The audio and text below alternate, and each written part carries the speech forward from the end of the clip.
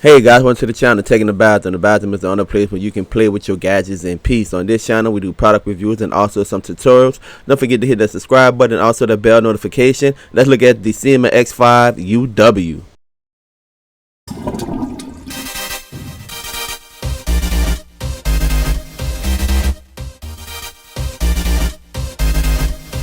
Alright, here's the X5uw Wifi. Everything you're going to get in the box is right here. Your user manual. Of course, you're going to get your controller.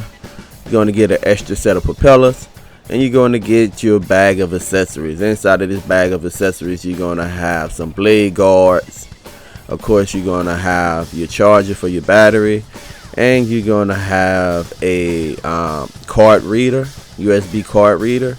And the famous screwdrivers, guys. You need a screwdriver for every drone that you get. You have the Syma itself. You have a camera that detaches. You have a battery. The battery is 500 milliamps. I was getting around 5 to 8 minutes of flight time. For disclosure, I didn't charge the batteries fully. I just went with the charge that came in the box. But that's the typical time you could get from it, 5 to 8 minutes. The great thing about this camera that it comes with a micro SD card, 4 gigabytes. A lot of drone makers have been getting away from giving you an SD card. So shout out, you still get an SD card when you get this particular drone, guys. And you also have a clip for your phone. This is FPV, first person point of view. And in the back of your controller, you have this little white thing right here. You just remove it and then you stick this portion in right there. It locks in pretty solidly and you go ahead and clamp your phone into it, guys. So that's just about everything you have in the box. Now the controller itself, you have your buttons back here. You have photo, video, you have automatic takeoff and landing, and you have 3D flips. Also, if you press in right there, short press will change the speed from high to low. Long press will be return to home. If you want to trim, you go ahead and press this in. Just keep pressing until you get the trim you so desire.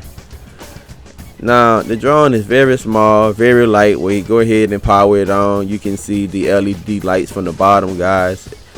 Nothing to write home about.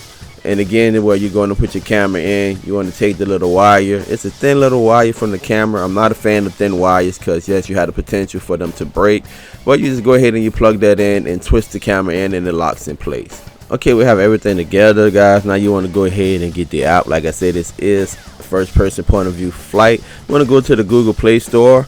If you have an Android and you want to go ahead and look up the Syma Go app. If you have a iOS, you can go to the Apple Store and get the app. I already have the app downloaded into my phone, guys, but I just want to show you guys the process of how you can go ahead and get it. Alright, now once you have the app downloaded, you want to go ahead and turn the drone on. Go to your Wi-Fi settings and you want to search for the Syma Wi-Fi. I believe it's like F2 something like that. It's very distinct, guys. You'll be able to see it right away. Or here it go, it's Fpv Wi-Fi. Alright guys, go ahead and turn that on. Now once you have that on, then you want to go back to the app and you want to open the app up. Alright, now once the app is open, you're going to see that you will be able to access the camera. And everything the camera is seeing, you're going to be able to see on your phone. Now you can see the latency. It's not too bad, guys. It is 2.4 gigahertz. So the latency is not bad. And let me see if I can use my hand as an example so you guys can kind of get a feel of the lag time. Alright, so that's not too bad. I'm not going to go over all of the controls in the app, guys. It's self-explanatory and you can go ahead and read in your manual. But it's pretty cool. You also can fly the drone with your phone. Let's take it outside for a flight.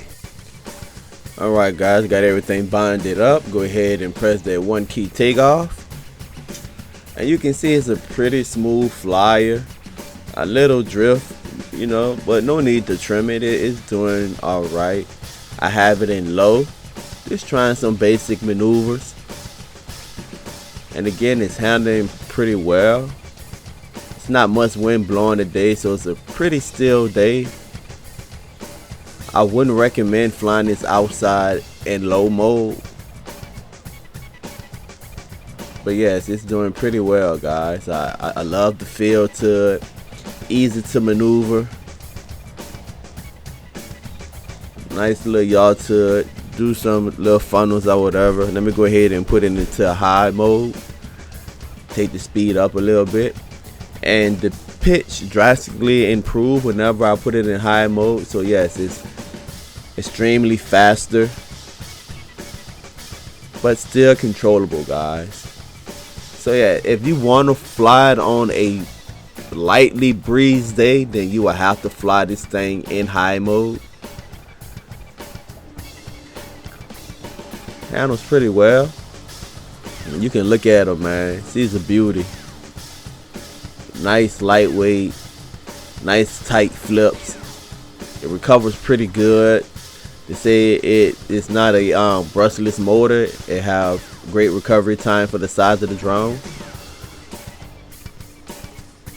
And here's the video. Now there's a lot of yellow in the video, guys, because again, there's no gimbal on this camera, but you can kind of get a look and feel for the type of video you're going to get. 720p, and it also take nice still pictures. Now overall, to me, guys, I would say this is a great beginner drone, guys. 5 stars out of 5. I really enjoy flying it. As always, thank you for your support. Don't forget to subscribe. Peace. Don't forget to subscribe and also hit that notification button so you can be up to date with all of my latest videos.